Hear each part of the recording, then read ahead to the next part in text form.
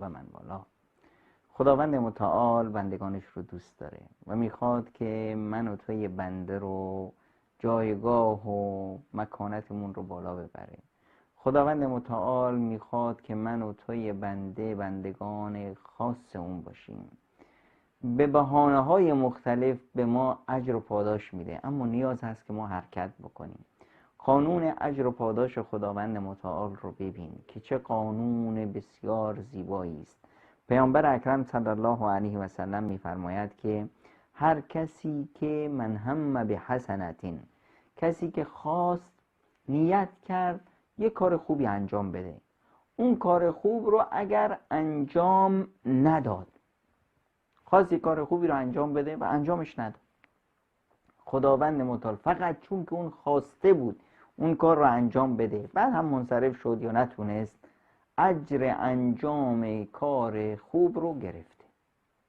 اگر همون کار خوب رو که میخواست انجام بده انجامش داد، اگر تونست اون رو به موفقیت برسونه انجامش بده، 10 برابر اجر اون کار خوب رو دریافت میکنه. فقط اینی که شما بخواید، اگر خواستید خوبی کنید اجر میگیرید، اگر خوبی رو کردید 10 برابرش اجر میگیرید الی 700 ضعف، و شاید هم 10 برابر نشد و این بیشتر از 10 برابر شد، شاید تا 700 برابر شد الی اضعاف کثیره، شاید رحمت الله متعال شامل حال شما شد 700 برابر نه 7000 7 میلیون برابر خداوند متعال بهت اجر داد. و اگر خواستی کار بدی رو انجام بدی، میخواستی کار بدی صورت بدی یا انجام بدی و انجام ندادی، باز خداوند متعال برات یک اجر کامل مینویسه.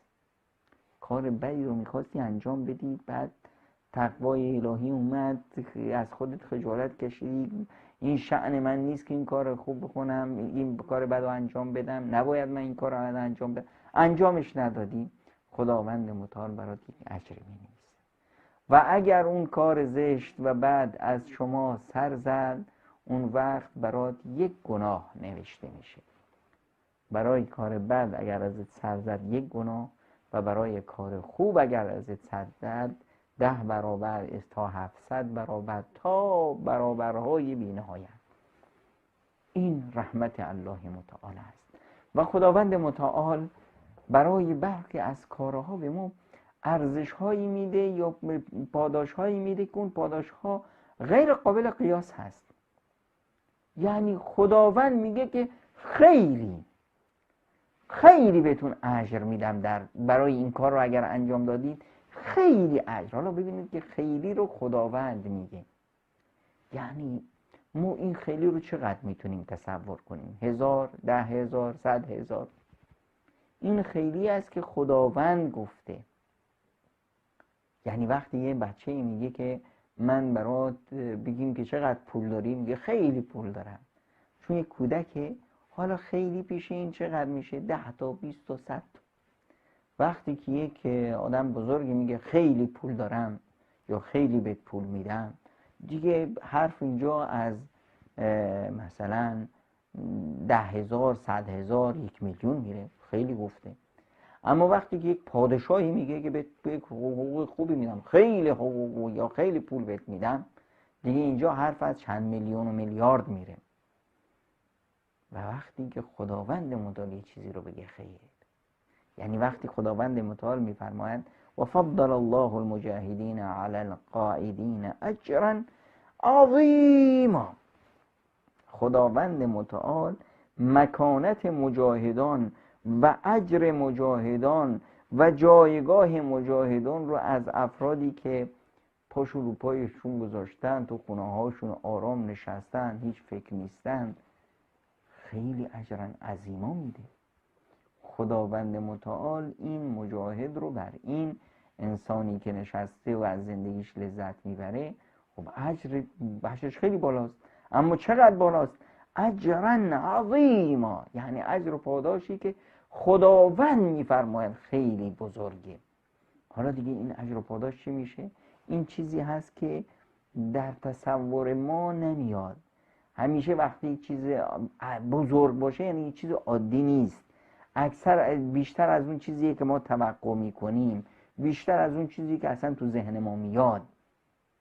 و در جای دیگه خداوند متعال به پیامبرش میگه و کان فضل الله علیک عظیما، فضل الله متعال بر توی محمد ما، بر شمای مؤمنان، بر همه ما بزرگه.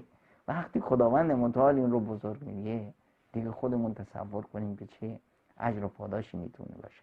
یا مثلا در جای کافراتیم کان ذلک عند الله فوزا عظیما، که وقتی خداوند از مؤمنان در میگذره، گناهان اونها رو میبخشه و اون وقتی که فضل الله متعال بر اونها و پیروزی اونها، موفقیت اونها، ارمغانه هایی که به اونها میرسه خیلیه، چقدر این خیلی با ارزشه. یا مثلا و این تک حسنة یضاعفها وَيُؤْتِ من لدنه اجرا عظیما، خداوند متعال نیکی ها رو چندین برابر میکنه و از جانب خودش میده خیلی. این خیلی که خداوند متعال به ما میده، این چه اجر و پاداش بسیار بزرگ خداوند متعال، چقدر عزیز هست و چقدر با عظمته. اما آیا این اجر و پاداش فقط مال پیامبر است یا فقط مال مجاهدان در راه خداست؟ برای یک کارهایی میکنند خیلی بزرگ که شاید از دست عموم ما بر نیاد، ما هم میخوایم که از این اجر بزرگ الله متعال بهره مند باشیم. حالا این اجر بزرگ خداوند رو ما چطور به دست بیاریم؟ پیامبر اکرم صلی الله علیه و سلم به ما اون قانون خداوند رو داد که خداوند متعال چطور بندهش رو دوست داره، چطور خداوند متعال از بندهش میخواد که به سوی پروردگارش قدم بزنه و چطور خداوند متعال میزانش حسنات رو چندین و چندها برابر میکنه و گناهان رو فقط یکی مینویسه. پس من این مؤمن چطور میتونم اجر عظیم رو به دست بیارم؟ این اجر عظیمی که از راههای رسیدن به این اجر عظیم جهاد در راه خداست. و من یقاتل فی سبیل الله فیقتل او یغلب فسوف نؤتیه اجرا عظیما، کسی که در راه خدا جهاد میکنه، حالا چه این در راه خدا شهید بشه چه پیروز بشه، همینی که در راه خدا جهاد کرده، در راه خدا ایثار کرده، در راه خدا جونش رو در دستش گرفته که من در راه خدا خودم رو فدا میکنم، این فداکاری، این در پیش خداوند متعال اینقدر عزیز است که خداوند متعال میفرماید نؤتیه اجرا عظیما، ما به این فرد 1000 2000 100,000 1,000,000 اجر میدیم؟ نه، ما به این اجر بسیاری میدیم.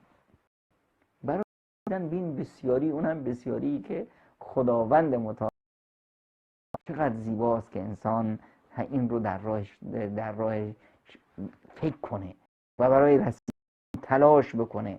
و فضل الله المجاهدین علی القائدین اجرا عظیما، خداوند متعال فضیلت داده، برتری داده مجاهدان رو بر اونهایی نشستن اجرا عظیما. این اجر عظیما چیه؟ درجات منه و مغفره و رحمه و کان الله غفور رحیم.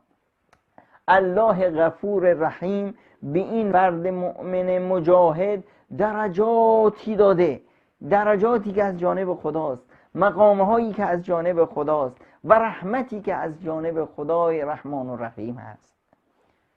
یکی خب همه که قدرت جهاد در راه خدا رو ندارن، اما همه میخوان که اجر عظیم رو به دست بیارن.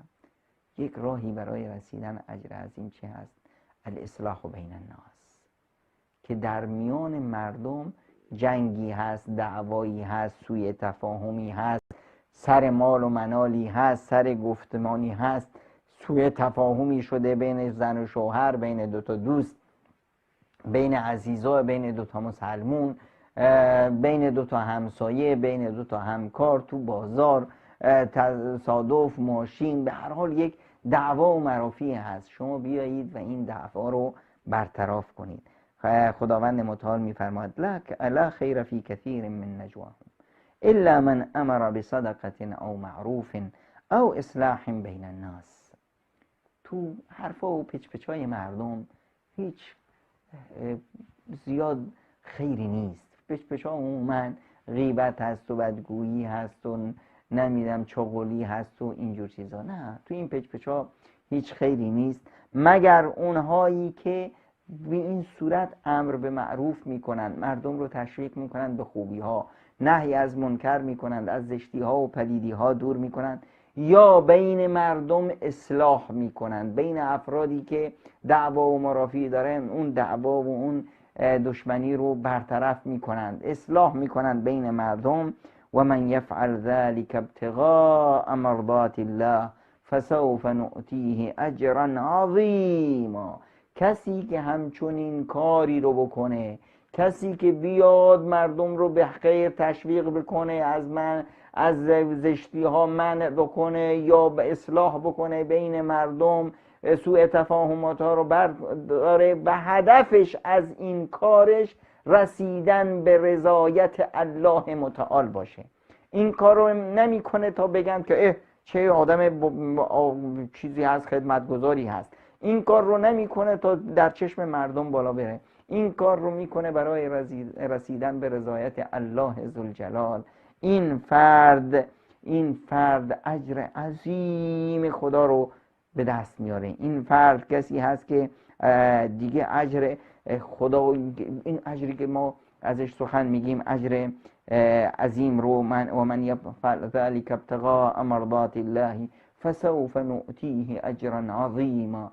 کسی که این کار رو برای رسیدن به رضوان الهی، برای رسیدن به خوشنودی پروردگار انجام میده، ما اون رو اجر و پاداش بزرگ، این بزرگی که خداوند متعال میگه، اون رو عطاش میکنیم. یا کسی که میاد بین، یا خانومی که میاد در حق شوهرش بهترین میشه، میاد از اون مرحله‌ای که خداوند میخواد، مرحله مودت، مرحله رحمت، مرحله عشق و محبت هست، از اون هم بیشتر عطا میکنه، از اون هم بیشتر میاد خودش رو به نمایش میگذاره. این زن در پیش خداوند متعال از همین اجر عظیم برخوردار میشه. فإن الله اعد للمحسنات منکن اجرا عظیما. خداوند متعال آماده کرده، گذاشته این جایزه بزرگ رو برای این خانم هایی که محسنات هستند. محسنات هستند یعنی در خوبی ها از اون چیزی که ازشون انتظار میره بیشتر تقدیم میکنند. اینها نمادهایی از صفا و صمیمیت در جامعه هستند. اینها دیگه پیش خداوند متعال اجر عظیم رو دریافت میکنند، اجر بسیار بزرگ. و یکی از راه‌های رسیدن به این پاداش بزرگ و این اجر خداوندی چه هست؟ تقوای الله. انسانی که تقوای خدا رو پیشه میکنه اجر بزرگی رو از جانب خدا میگیره. تقوا چی هست؟ تقوا، از حضرت عمر پرسیدن تقوا چی؟ گفتن که آیا در جایی سرزمینی، زمینی که اونجا خار باشه شما از اونجا گذر کردید؟ گفتن بله، خیلی وقتا میشه. خب چه کار میکنید؟ میگی چی؟ لباسامون رو خوب جمع میکنیم که لباسامون خاری به لباسامون نیاد، خاری به پامون نیاد. فرمودن همین تقوا، که در مسیر زندگی وقتی حرکت میکنی خیلی مواظبی که کاری ازت صورت نگیره که در اون عصیان پروردگار، ناراضی خداوند متعال باشه، گناه و معصیت پروردگار متعال در اون کارت باشه. این رو میگن تقوا. وقتی که انسان تقوای الهی پیشه میکنه، و من یتق الله یکفر عنه سیئاته و یعظم له اجرا. کسی که تقوای الله رو پیشه میکنه، کسی که خدا رو مد نظر داره در تمام حرکات و سکنات زندگیش، این فرد جایگاهش در پیش خداوند بسیار بزرگ هست. نکفر عنه سیئاته، ما گناهان اون رو میبخشیم. و من یتق الله یکفر عنه سیئاته. کسی که تقوای الهی رو پیشه میکنه، خداوند متعال از همه گناهانش در میگذره. و یعظم له اجرا، و اون رو اجر بسیار بزرگی عطا میکنه. چه فرصت زیبایی است و چه معانی بسیار بزرگی در تقوای الهی نهفته است. للذین احسنوا منهم واتقوا اجر عظیم، کسانی که تقوای الهی رو پیشه کردند، این افرادی که از محسنان هستند، در همه کارهاشون بهترینند و تقوا را پیشه کردند، اونها اجر بسیار بزرگی رو از جانب خدا دارند. و همچنین برای رسیدن به این اجر بزرگ صبر. کسی که صبر میکنه در پیش خداوند عزیزه. صبر کردن یعنی چی؟ یعنی عظمت خداوند رو دیدن. صبر کردن یعنی چی؟ یعنی چشم دوختن به آینده و به آخرت که خداوند متعال این صبر ما رو پاداش میده. خداوند متعال این تحمل ما رو بی اجر نمیگذاره. الا الذين صبروا وعملوا الصالحات اولئک لهم مغفرة و اجر کبیر. اونهایی که صبر میکنن، کارهای نیکو انجام میدهند، اولئک لهم مغفرة و اجر کبیر، اونها برایشون مغفرتی هست، غفران الهی شامل حالشون میشه، چون که صبر میکنند و همیشه در تلاشند، ناامید نیستند، کارهای نیک میکنند. اینها در پیش خداوند متعال نه اینکه تنها بخشوده میشند، لهم مغفرة و اجر کبیر، اینها در کنار بخشش الهی اجر و پاداش کبیر بزرگی رو به دست میارند. انسانهای صابر، انما یوفی الصابرون اجرهم بغیر حساب. خداوند متعال میفرماید ما صابران رو اجرشون رو میدیم بغیر حساب، یعنی خداوند میگه بی نهایت به اونها اجر میدیم. اجری که ما به اونها میدیم قابل شمارش نیست. اجری که ما به اونها میدیم به غیر حساب هست. هیچ سفارشی، هیچ توانی نیست، هیچ قابل شمارش نیست. این اجری هست در بی‌نهایت. بی‌نهایت به اونها اجر میدیم به غیر حساب. چیزی اجری بهشون میدیم که در توان دستگاه های شمارش نیست. حالا ببینید این چه اجر بزرگی است که خداوند متعال به کی میده؟ به انسانهای صابر و به انسانهایی که ترس از عاقبت دارند، انسانهایی که از این میترسند که خداوند متعال بازخواستشون میکنه.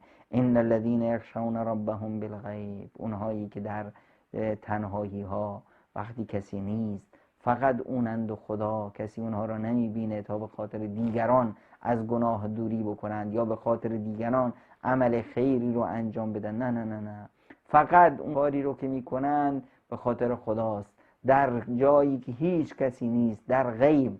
اونهایی که در غیب، ان الذين يخشون ربهم بالغیب لهم مغفرة، اینها مغفرتی دارند، یعنی خداوند از اینها در میگذره، و اجر کبیر، و اینها رو پاداش بزرگی خداوند میده.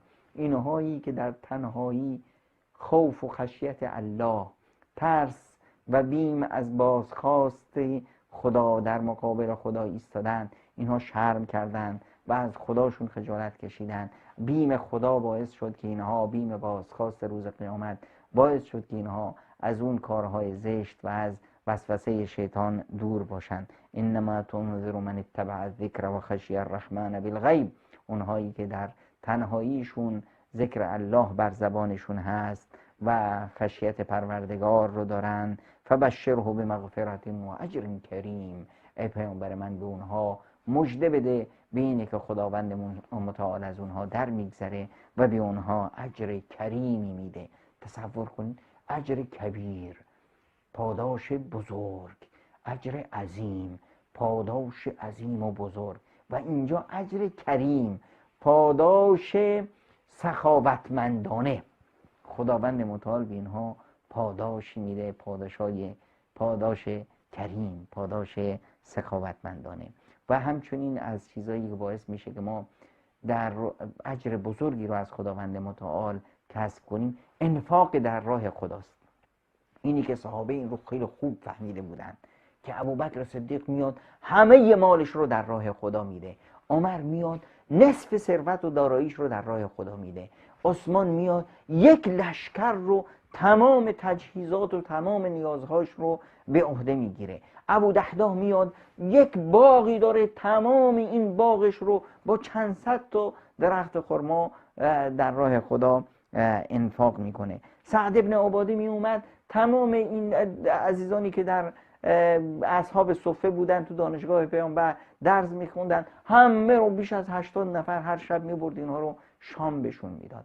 یعنی این انفاق در راه خدا، این سخاوت، چرا؟ چون میدونستند که این مقابل بسیار بزرگی داره در پیش خداوند متعال.